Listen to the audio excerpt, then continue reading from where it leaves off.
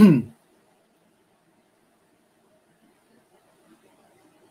everybody doing tonight? Got together, I think it was like last night. I went on Twitch for a little while and I watched The Conjuring 3 for the first time. It's one of the newer movies you can come out. You can watch it on HBO Max. You can go to the movie theater and see it. Which I think is pretty interesting that HBO is still, I guess, they sticking with their game plan, even though things are starting to open up, which is kind of cool. So I got to watch The Conjuring 3, and that's what it is, man. It's a Hambone, going to the movies of Hambone, a Hambone movie review. We're going to be reviewing The Conjuring, or I'm going to be reviewing The Conjuring 3. And what I really thought about it, and baseline with this movie is, like, I did enjoy this movie overall. Like, I do my scale 1 to 10, and I'll tell you my final score afterwards. There's a couple things I want to hit on with this movie. One thing is, I do feel like that a lot of people, because this movie was The Conjuring 3, the devil made me do it. And back in 1981, there was actually a court case that people labeled as the devil made me do it case. And I'm going to talk about that actually a little bit after I talk about the movie itself, because this has some underlying issues or just kind of like cool things like I went and researched. But the biggest thing is like this movie is the third movie in the Conjuring franchise. You've got the first two dealt with a lot of like demonic kind of possessions and stuff like that. In this movie, like it did switch a little bit. You still had some of that. The very first part of the movie is about a younger kid who is possessed. They've got like a father there, a priest to help out with the possession and everything. And they're going through that. And as that's going on, things start to get out of control. The older boy comes up and says like, take me, leave him, take me and everything else. You can kind of see it kind of transfer. But for whatever reason, it didn't take a hold like right then. It took time to actually like take hold. But we slowly find out in the movie that like the reason that is because it's not a normal possession. It's actually more of a curse. Like these guys are cursed because there's this witch out there doing her thing, which is pretty crazy. And that's another thing, right? Like a lot of people coming to this movie was probably thinking it had to be like demon possession this whole entire time. No real like human like conflict as far as like another human actually playing a part, like as far as being the bad guys. Like I said, the first two movies, the bad guys were the demons. The bad guys were the demons, the ones that were possessing the different characters, or maybe even possessing like different items like Annabelle, stuff like that. Well, in this movie, they kind of took it a little bit of a turn. There was actually a human was actually involved in actually playing a lot of these things that was setting up the curse. Now, a demon does get involved towards the end, but that's because like if you start a curse, if you're a witch and you start a curse and you make like a pledge, right? Like I'm going to allow me this power. I'm going to give you a soul. And that's not going to be good. Anytime that you go to a demon and you say, yo, bro, I'm going to give you a soul, and you don't give them a soul, you're going to be in trouble, right? That'll be my one big thing to give you as advice, right? Like if you're going to try witchcraft or any of this other stuff and you promise some kind of a demon a soul, you better be able to put it out there. But so that was pretty like a pretty interesting thing in this movie. That was a lot different from like the other two movies. So I see why some people may have been put off by it. Some people may not have liked it as much. I mean, like I said, when I go over my overall grade, like you're going to see like maybe I didn't like this one as much as I probably, would have graded out 1 and 2. But I thought that was cool. I thought that was interesting. A couple of points I want to make too as well in the movie. The very beginning of the movie, when you have the priest, he gets out of a vehicle and he looks up towards the house that he's about to walk into. That is very reminiscent, almost shot for shot, for The Exorcist, which I loved. I loved the homage. That was a beautifully done scene, a beautifully done shot. I love that. There's also a point in this movie to where Lorraine Warren's husband, he's trying to get her because like he ends up getting cursed as well. So he's getting kind of taken control of by this witch, and he or she has him like going around trying to kill the Lady Warren. And as he's doing that, he's like walking and he's got his sledgehammer. And I know like in The Shining, it's an actual axe, but the scene where he's dragging the sledgehammer kind of behind him as he's going after Miss Lorraine was like really super cool. A big time homage to like The Shining. If you go back to Jack Nicholson's character, when he's dragging the axe behind him, they even like almost walk exactly the same in that little moment of that scene. which I thought was really cool. Another thing that like caught my eye watching this movie was the older man, the father of, you know, the witch, you know, that we find out towards the end of the movie. The set piece, like you go down into his attic and he opens the door and Mr. Rain goes in there. During that time, like just being able to like see around them, like all these different items and relics and stuff and how they were like showcased in there. Man, that was like really super sweet. Like I really like that. Like I would have loved to be able to walk on set that day and be able to walk into that room and see all those things that are in there. Just it looked like it technically was all these bad things that was around him, like different kind of skulls and all this stuff. But the way they did it, man, it was some kind of, it was in a weird way, like really beautiful and stuff. And I really liked that part of the movie. One thing that will probably hurt the score a little bit in this movie is as you watch this movie, there is a lot of play of that contortionist style things that we've seen, you know, slowly start to creep into movies like The Ring and The Grudge and stuff like that, where the actual like ghost or whatever it is at the time, right? Somebody possessed can do all these crazy maneuvers and everything else. And that's cool. But I did find that this movie utilized that like almost way too much. Like there was a lot of scenes where like bodies were contorting and doing all this kind of thing, like, you know, in a lot of scenes. So it made it to where when it did happen, it wasn't as special, right? Like, so that I really like the waterbed scene with the little kid, like where they show like possibly what first made it happen that made him be possessed possibly. But like I said, they thought he was truly possessed when he was really actually just cursed. How that goes, right? Like, so the little kid, I think his name's David, actually reminds me a little bit about my brother, because my brother wore glasses, and back in the 80s, we had a waterbed in the house. So like that was kind of cool. But like that whole scene and everything that builds up all that. Now, what I do want to kind of transition into, actually, I'll go ahead. I'll give you my score for this movie. My score for this movie is a solid 7. Like, I would date this movie, right? It's a solid 7, man. Like, straight up, I didn't think that it was like up there super high. Like, I probably would have rated 1 and 2 Conjurings around the 8, 7.5, 8 to 8.5, like in that range. This movie falls a little bit behind at 7 because although I like them taking the chances of having something else technically be the bad, you know, the big bad in this movie was actually just like this human witch, right? Like this person that you could see every day, like going and shopping and everything. And it's not the supernatural technically. Like, I really think and respect that. I respect that they went that far, and I didn't not like any part of that story. I thought it was okay. The ending was a little like anticlimactic. Like, it wasn't as like big and huge as like it has been in the other 2, which possibly hurts this movie just a little bit. But overall, I give this movie like a passing grade, like at a 7, because really and truthfully, like, it's kind of weird when you're looking at a lot of these movies that are coming out here at the end of the pandemic. Like, you know, like it was really difficult for these people to be able to shoot these movies during all these different rules and like things we had to follow and everything during the pandemic. So like, I'm not giving this movie a pass, because like if it was total crap, I would have said it was total crap, and it just wasn't. But it is a little difficult like coming up with these numbers for some of these movies, because to be honest with you, I think this is a super great movie made during a time of COVID, right? Like, so with that being said, like, I think it was pretty cool, pretty good movie, a solid movie, like I said, at a 7. And that's the way I look at it, and that's the way I see it. There are things that could have been improved. There are weaknesses to the movie, but nothing very big and huge. Now, one of the things that I've seen out there was like people wanting to talk about like, hey, when it comes down to the court case, they thought the court case was going to be more involved in the story.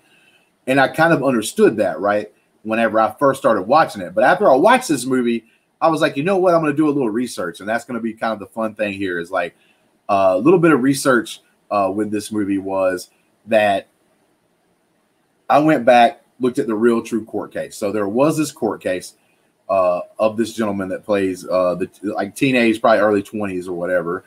Like, so in real life, there was, so in the movie, they are in a house that is like basically serving as a dog kennel as well, where they take care of people's pets, like, and do kind of things like that. They do trims and all that stuff for people's pets and everything. Because the one guy in real life, he actually lives above this, like, you know, pet grooming place that he's kind of runs. And the lovebirds in this movie, the younger couple, they actually live like in a house or like basically like an apartment in real life that he owned, right? Like, so like he was their landlord when it all breaks down. So they're helping him on that job. They're doing that. The gentleman, he works in a tree service place. So like that's actually true. That's in the movie as well.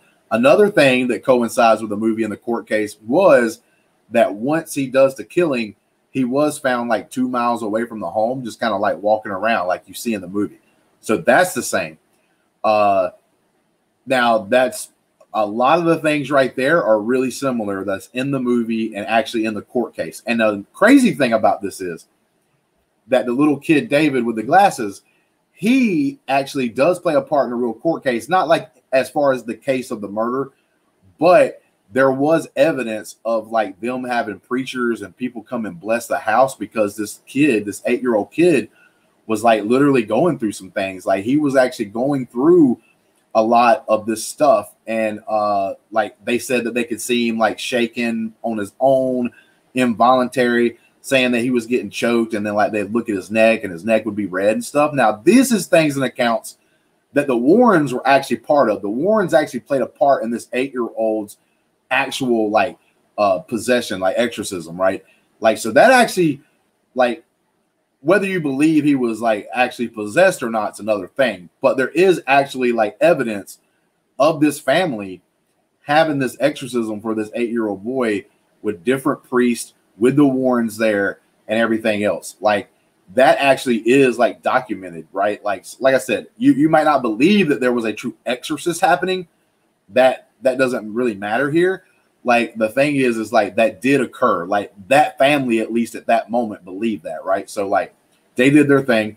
And that's why when the court case happens, right, they say there was even people that did say that they felt like that the possession moved from David into the actual like older gentleman that ends up marrying Debbie, and the one that's cursed. It's like the whole film, you're basically like he's deteriorating slowly and slowly, almost like the witch wanted him to die some way, commit suicide. But like in the real stories, right? So like he kills, the couple and the owner, the landlord, go out to eat, right? So like they drink, and they drink a little bit though. Like the landlord especially probably drank a little bit too much. They go back to the residence, and when they get back there, an argument ensues. Them two get in an argument, and they go to collide. And then what happens is basically the young gentleman, like he gets like almost acts like he's possessed supposedly, where he like starts to growl, jumps on the man, and just starts stabbing him uncontrollably. Like, so that is that part of the movie and part of real life actually did happen.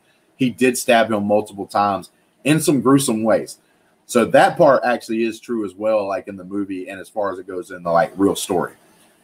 So then they go to the court case.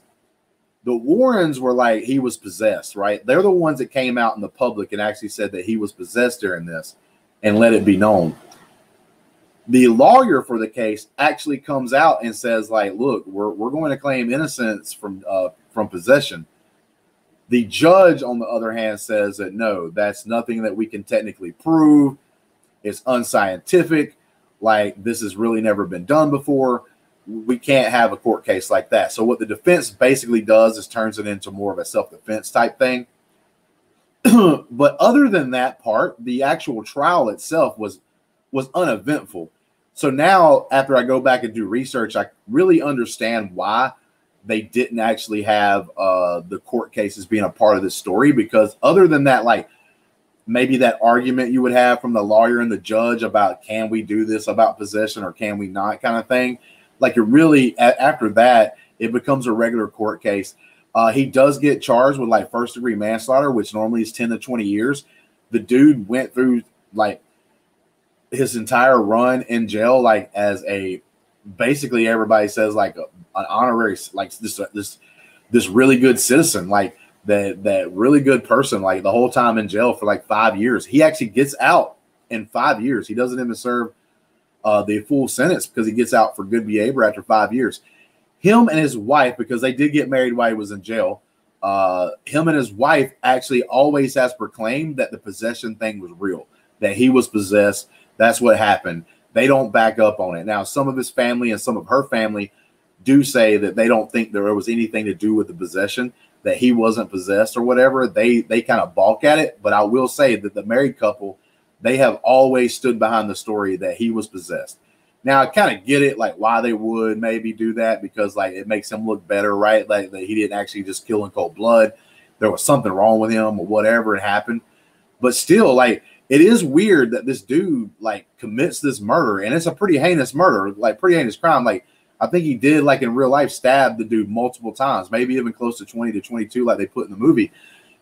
And he only served a 5-year sentence, like overall. So at this time, right, you got to remember back in like the 80s and everything else, back when this stuff was happening, you had a lot of like cults, you had a lot of things dealing with like demonology and all this stuff happening, and people being scared out of their mind over it. If I'm not mistaken, you had like Richard Ramirez going around Los Angeles and doing things as a serial killer, and he was like this dude who like basically left satanic marks and stuff everywhere, like he went and all this stuff. And all that stuff was going on around this time, right? Richard Ramirez may not be in 81, but Richard Ramirez is somewhere in there, maybe even closer to the 90s. But my point being is there's a lot of things going on at this time in America where people were scared of that stuff, like the cults, like there was cults that just did things and like committed suicide. You know, the cult that like the whole group drank the Kool-Aid, right? Like we always heard, you know, and seen and heard about. And there's many documentaries with that. Like, so all this stuff was going on during this time. So I would have been interested to see if like a court case that would have played out, like one that actually truly had the argument of the devil made me do it, right? Like I was possessed. That's why I committed the murder. It was not me. It was the devil had control of me. A demon had control of me. And that would be a very interesting, like kind of thing to see like play out, but it didn't play out. And that's, like I said, that's why I think they didn't really use any of the court case. Cause like I said, after them trying to like say, hey, I'm innocent for this. And the judge basically said, no, you can't do that. Like that was it. Right. There wasn't a lot of fanfare after that and stuff. And the court case itself just wasn't very eventful. So they decided to build a story around that, which I completely understand why now after I did the research. But yeah, guys, like I do recommend this movie. Like I said, it's a solid 7 for me. I think a lot of people will enjoy this movie overall to a certain point, right? Like you're all going to enjoy it or you know, at different lengths. Caleb, who watched the movie with me that night, really enjoyed it. I think he even probably would score it a little higher than I would. And I think some people would score it a little lower than me. But this movie is not terrible by no means. It's still a decent story. Not the greatest. Like I said, it's probably the weakest story out of the 3 Conjurings as a whole. But with that being said, the other 2, I think, grasp people because of the fact that those 2 stories were really intricate. Those 2 stories were like really good. So like this one's kind of getting hurt by that because on the 3rd one, like this story probably doesn't feel like as good as the first 2 Conjurings. But yeah, I really enjoyed the movie, man. Like I hope you guys did as well. If you didn't, or if you did, like leave some comments down below. Let me know like you know, what you thought about it and what you didn't think about it. It is like, you know, if you like true crime stuff, it is kind of cool to go back and look at this court case. And it doesn't take you long to go through to research most of it. It is pretty cool though when some things coincide with this stuff. And I really liked, I kind of wanted to do this review just because of that. Because like I did take some time afterwards because I was interested in searching out different things in this movie that was actually like possible real life. And like I said, guys, appreciate you every time like you come in, watch, do anything, especially like if you can come in and comment, play a part in that, man. So I know what you guys like, what you guys don't like, and everything else. We're trying to jump up to 700, man, and every little subscription helps, and it doesn't cost anything. It's just a little bit of time. Hit a button, you know, whatever. And like we've been putting out a lot of content, or at least me. I've been doing a lot of trailer reactions, a couple of these movie reviews that I'm going to be doing. Like I said, I'm planning on to keep doing those, and everything else are not going to go away. This is something that I can do on my own, and it's something that I enjoy. I enjoy talking movies. I'm thinking about trying to see if I could do this where I can stream this actual thing that I'm doing here live on Twitch at the same time, so I can get some interaction, because I would love to be able to listen to you guys and see what y'all's points were about a movie and us actually have a discussion about it afterwards. But like I said, thank you guys. And until next time, peace.